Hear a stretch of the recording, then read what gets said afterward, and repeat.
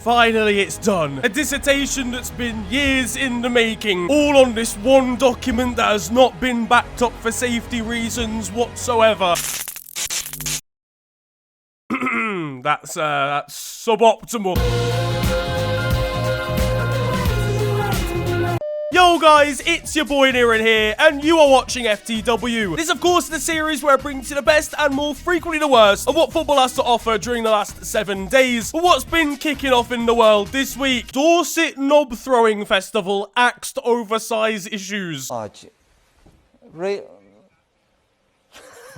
the fuck? How have we allowed this to become the top story? If that's the news this week, then I dread to think what the headlines are gonna be next time. Good afternoon, you're watching BBC News. All the penises are gone. Just to clarify, this is actually a tournament in the area that sees local people throw a traditional knob biscuit down a field. Is there nothing else to do in Dorset? Imagine us just throwing loaves of Warburtons in a park in London. It calls for a whole new website, in my opinion. On to the football though now, and a disappointing week for Spurs, who lost 2-0 to London rivals Chelsea. Chelsea become the first team to beat Tottenham 4 times in a season since Chelsea beat Tottenham 4 times in a season in 2002. Spurs are actually a charity team. You're in bad form? These lot are on the way to hell. The controversy came here when a Harry Kane goal was disallowed for a push on Thiago Silva. Poor Thiago. A soul taken far too soon. Shouldn't say that actually. Zano MG will be out in 20 minutes with a clickbait title. He knows what he's doing. It's experienced defending to go down this easily. But my goodness me, this is an Olympic level diving performance. And then he leapt like a salmon to score Chelsea's second goal. Brazil take the gold again. The scoring though was opened by a wonderful Hakim Ziyech goal. He provided no emotion in his celebration. This man could score from Earl's Court Station and celebrate as if he's won £10 on the lottery. Antonio Conte was left to wonder what condiments he should ban at training next. Forget the sauces, ban Japhet Tanganga instead. The man was put in a tumble dryer by Callum Hudson-Odoi. Meanwhile, Dele Alli's wondering what animal he looks like on the bench. And to be honest, the scenes were just as shocking in the crowd.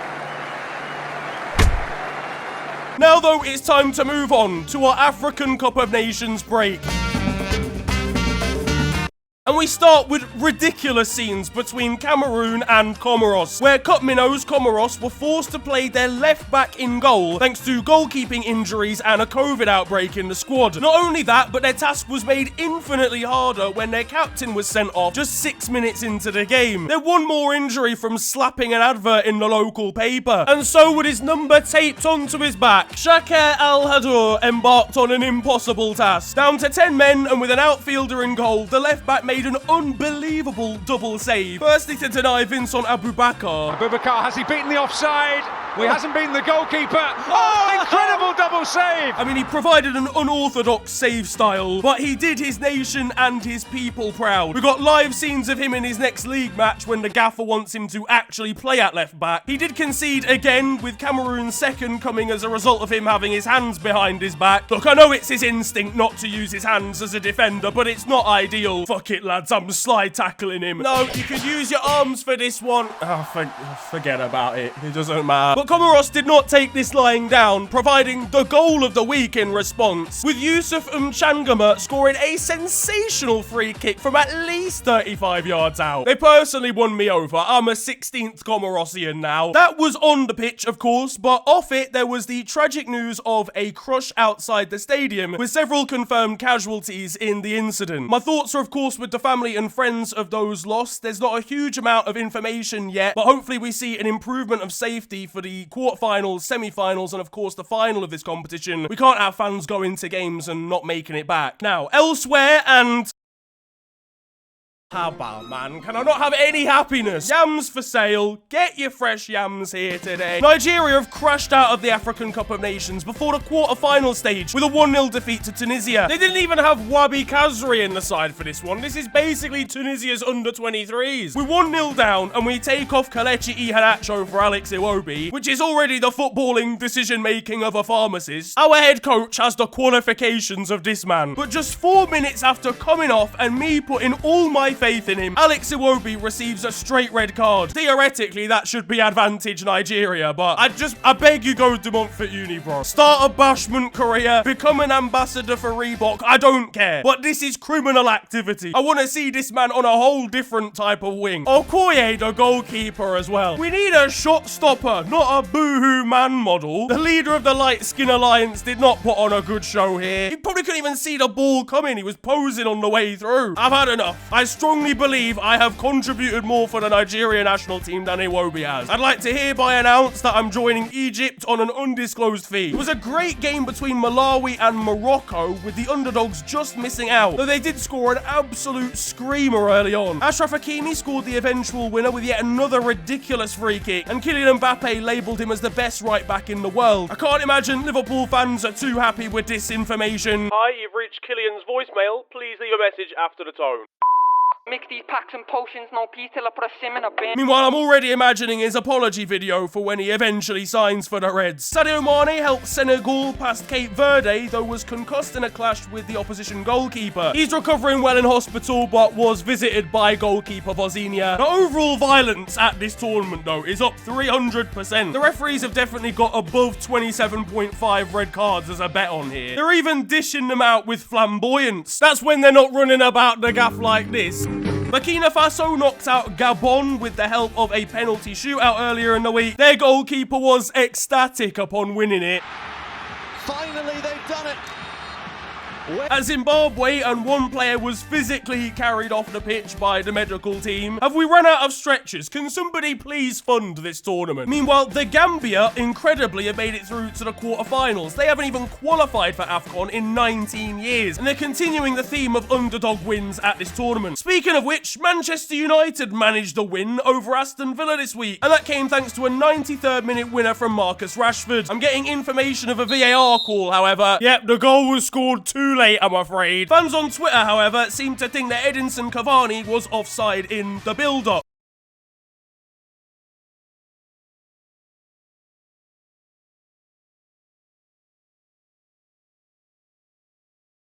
Do people not actually understand how angles work? Imagine being at a science convention and some don from the crowd whips out MS Paint for a second. Bruno Fernandes was on house arrest, issued by his daughter who was not letting go of his leg. This is very wholesome, to be fair, but I'm surprised he's not gone down under the challenge. Meanwhile, Paul Pogba was the victim of abuse on Instagram after posting about being Muslim. I wonder why he wants to leave the club. And it's not the first time I've seen him getting called out for this. There seems to be just a weird obsession in the media as well. On social media, he produced this post from a vehicle with that picture with the message, rather cryptically, best way to start 2020.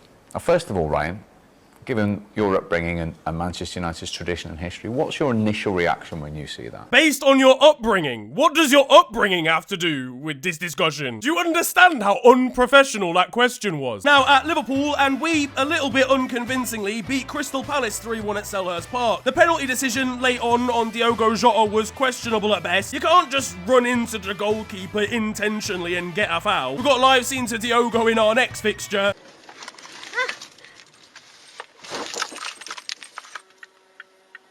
Jurgen Klopp was in high spirits though, offering out beers to fans who were waiting by the team bus. And whilst Jordan Henderson was giving his shirt to a kid that then got stolen from someone else in the crowd, Hendo seemed very concerned, but Jurgen Klopp was going about his business in the background. Don't invite him to any serious news, I beg. I'm sorry, it's bad news. You have 4 minutes to live. Let's fucking have it, you lot, the best fans in the world. Jurgen, please, now is really not the time. If you could, how did you even get in here? And speaking of Jordan Henderson, seems like his twin brother has been found on Tinder. When questioned about it by his Tinder match, he said he'd left the pitch to go and talk to this girl. I mean, that would explain him disappearing for the last few weeks. Arsenal were held to a 0-0 draw by FC United of COVID this week. Them and Tottenham competing against each other as banter clubs is incredible. People try and make comparisons of who's better, etc. Just enjoy him, man. Dusan Vlahovic has promptly retracted his CV already. The Serbian seemingly is now going to Juventus, and other Arsenal target Bruno Guimaraes is now going to Newcastle. Is Edu not reading his emails or something? You've got deals to be done. To be fair, they probably watched Arsenal lose 2-0 to Liverpool in the EFL Cup semi-final. So you're telling me that Thomas Partey flew the plane back to London himself just to get sent off within 3 minutes? Thomas Partey. Go back to Ghana, bro. It's not worth it. Meanwhile, it's been over 7 weeks since Watford sacked anybody, so Claudio Ranieri's gone. Thank God I betted on Watford's manager being next to go. This was the no-brainer. This was the one that couldn't fail. This was one that's never failed. It's a stunning strategy they've got over there. I've got loaves of bread that last longer than their gaffers. And the next man for the job is Roy Hodgson. Watford's board are already fuming watching one of their teams losing a training drill under Roy. It's just not a long-term deal, is it? Roy Hodgson's seen the Spanish Armada. Right, lads, so I'm thinking of a 4-3-3.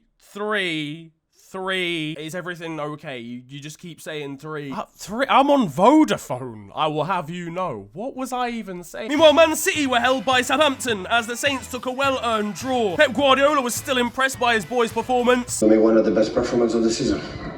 Really, that good? You thought it was one of your best performances of the season? By far.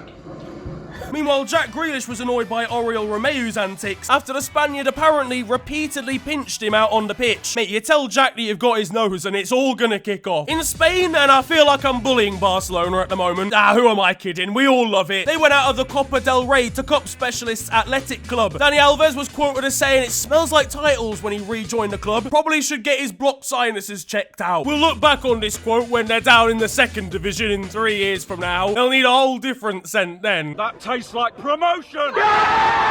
The fans can't even find streams before they've conceded their first goal. And quite frankly, I think it's sending their supporters insane.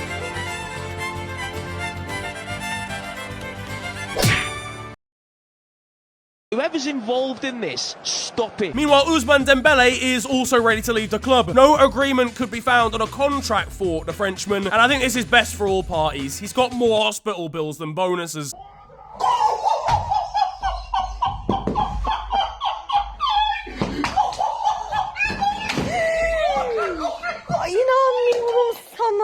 Over at Atletico Madrid, and manager Diego Simeone is ready to scrap an entire fan base here. Meanwhile, Real Madrid are ready to sign 15-year-old winger Endrick, who's been lighting it up in Brazil for Palmeiras. He scored an incredible overhead kick in the last few weeks, and also scored in the Copinha Under-20s Youth Cup final. This kid is looking like he could be a world beater, I can't even lie. But honestly, at this point, Real Madrid are contributing to Brazil's economy. In France, and Neymar has invested in NFTs, and that's somehow worse than him shagging family members. They're even involved in his training pics here on Insta. I can't help but feel vaporizing people with eye lasers is at least worthy of a yellow card. At Bordeaux, and they've terminated agreement with their main kit sponsor after the company repeatedly made fun of them on social media. How are you gonna get bullied by your own shirt? Elsewhere, and Jerome Boateng has said that if he gets 100,000 retweets, he'll attempt to convince Robert Lewandowski to join Lyon. I mean, the guy's missed out on every award you could think of this year. Has he not already suffered enough in the past 12 months? In the Netherlands, and we've got an injury that's so powerful, you can roll off the pitch with it, but it forces you back onto the pitch to receive treatment. It's crazy when that happens. Ajax's manager, Erik ten Hag, has actually brought about a new strategy, bringing himself off the bench. A man said Xavi needs to take notes. And in Ajax's most recent cup game, they were 9-0 up against Excelsior when their opponents brought on Devin Plank, who was making his first appearance back in his squad, having recovered from cancer. Upon arrival back onto the pitch, both sides were nice enough to give him a guard of honour on his return. Meanwhile, at Willem, and they've made a new signing, announcing him with the words, "Nice to meet you, Jizz." Huh? Striker Jizz Hornkamp has joined the club, bringing about perhaps the greatest name in world football. I'm sure he's ready to put some opposition defenders into some sticky situations. A sticky one still. In Germany, and we've got a ridiculous story that's come out of Augsburg, where they have physically had to issue a statement to confirm that their manager did not actually urinate on new signing Ricardo Pepi. Now, if you're having to confirm that this story didn't happen, then it definitely happened. In Scotland, and Joe Hart helped a young fan get a picture with his teammate Jota. Minutes to go,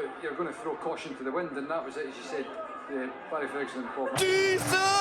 Turkey, I don't know what is going on weather-wise there, but the ridiculous snowfall is continuing. Meanwhile, in Brazil, and it turns out that Ronaldinho will sign anything these days, except for his own travel documents. Hello all, and welcome to The Beautiful Game, the segment where we take a look at the poetic and brilliant side of the game that we love. We are back, by popular demand, for yet more glorious beauty. And that concludes The Beautiful Game. Closer to home, and Brentford's match against Wolves was suspended in the first half this week after an unidentified drone hovered above the ground. I tell you what, Total Sportec have gone too far trying to get footage for live streams. You might as well have just left it there. All it takes is one wild Adama Traore shot and it's coming straight down. Elsewhere involving Wolves and Daniel Podence is small. We've got a second goal of the week that comes from Josh Sargent for Norwich, which I definitely cannot show, but go and watch it. Aston Villa manager Steven Gerrard reckons he's still got all his technique. Applauds the players. Steven Gerrard back to a place he loved as a... This is what Roy Hodgson says when the ball comes to him during training. At Leyton Orient, a stray fox stopped play in their most recent league match. And at Luton's under-15s, they beat Portsmouth's under-15s 13-0. This surely has to categorise as child abuse. It's been a week of big wins as Australia's women beat Indonesia 18-0. And shout-outs to Iran's women's side, a pretty new national team by all accounts, and they earned their first ever Asian Cup point against India. In Mexico, and Lionel Messi has been spotted, seemingly he's a Tigres fan, in Wales, and it's been a while since we saw a dog pitch invader, so we might as well break that streak now.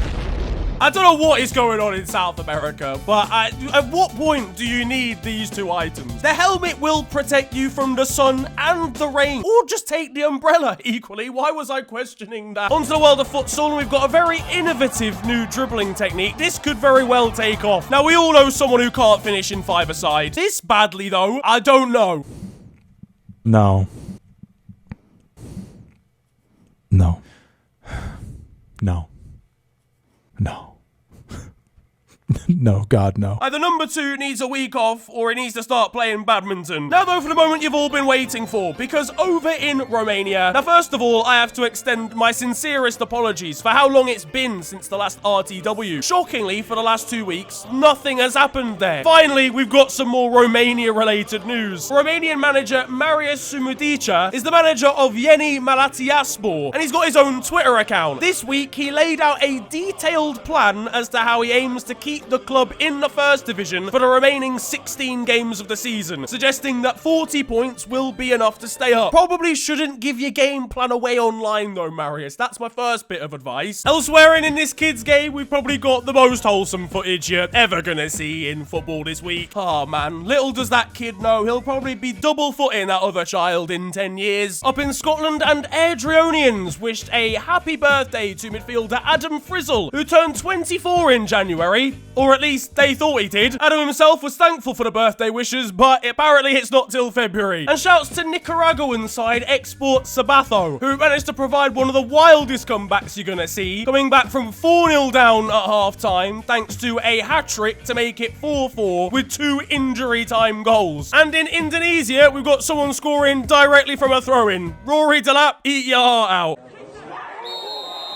Now though, it's time for Still 0-0, and you guys know the score. This is a segment of the show where I bring to the best of Sunday League and amateur football, and we have got 2 stories this week. First of all, some unbelievable talent, coming from Ollie Babington, great name by the way, who's probably scored the best non-league goal of this season.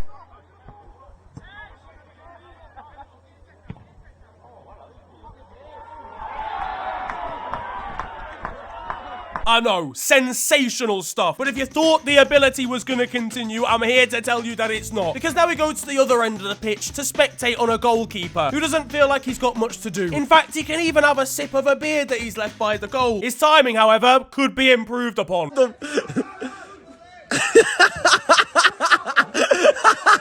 On to the weird stuff though now. First of all, in a game between Leighton Town and Milton Keynes Irish FC, the latter had their manager sent off for hitting a Leighton Town fan. Well, actually, according to Milton Keynes Irish FC, it was their goalkeeping coach. Well, I guess that makes it fine then, in that instance. A game over in Brazil had to be stopped when a fan entered the fray and tried to throw a knife at some of the players. How this man even managed to get into the stadium is beyond me. There's reports that Congolese defender Chancellor Mbemba may be forced to leave Portuguese alongside Porto due to a disagreement on his age. He's presented himself as in his late 20s, but the club has reason to believe he's actually in his 30s. Gonna be a little bit of an awkward one in the physio department, that. Alright, so everything good? Past his medical? Yeah, I mean, slight problem. We think he might have arthritis. And finally, some mind-blowing news that has come out of Middlesbrough, where the club doctor, Tom Pritchard, who you may know for saving the life of a Newcastle fan back in October, is credited, along with the club's head physio, Chris Mosley, as saving the life of a Blackburn Rovers fan at their most recent game this week as well. 2 fans' lives saved in the space of a couple of months is wild. So props to this guy, an absolute hero himself and all the other medical and physio staff at football clubs, and generally in this country as well. That is crazy. That, though, is going to wrap up football this week, and I hope you have enjoyed it. If you have, then feel free to slap a like on the video, and of course subscribe if you're new to the channel. You could also follow me on social media. It is at officialfng on Twitter and on Insta. But it's been a pleasure ranting at you guys today. Have a wonderful day, enjoy yourselves, and goodbye.